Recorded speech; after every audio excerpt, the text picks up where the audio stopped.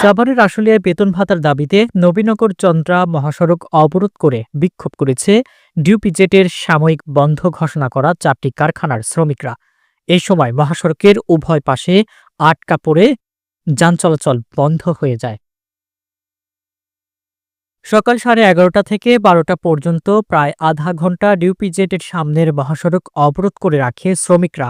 পরে শিল্প পুলিশের তৎপরতায় মহাসড়ক ছেড়ে যায় শ্রমিকরা জানান, ডিউপিজেড পুরাতন জোনে অবস্থিত হংকং নাগরিকের মালিকানাধীন South China Bleeding and Drying Limited, Goldtex Garments লিমিটেডের এক্টর স্পোর্টিং লিমিটেড কারখানাগুলো গত 22 অক্টোবর আর্থিক সংকটের কারণে দেখিয়ে সাময়িকভাবে অনির্দিষ্টকালের জন্য বন্ধ ঘোষণা করা হয়।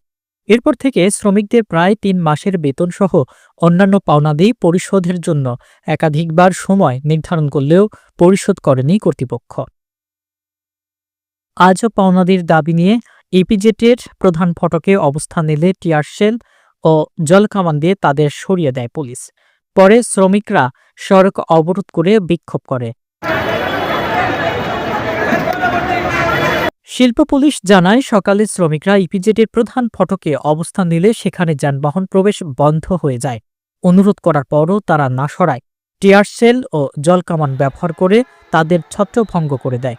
পরে শ্রমিকরা ফটক ছেড়ে সড়ক অবরোধ করে বিক্ষোভ শুরু করে। প্রায় আধ ঘন্টা পর শ্রমিকদের ধাওয়া দিয়ে সরিয়ে দেয় শিল্প পুলিশ। পরে সড়কে যান চলাচল স্বাভাবিক হয়। শ্রমিকদের বকেয়া পরিশোধে কারখানা কর্তৃপক্ষের সাথে আলোচনার মাধ্যমেই সমাধানের চেষ্টা চলছে বলে জানা গেছে।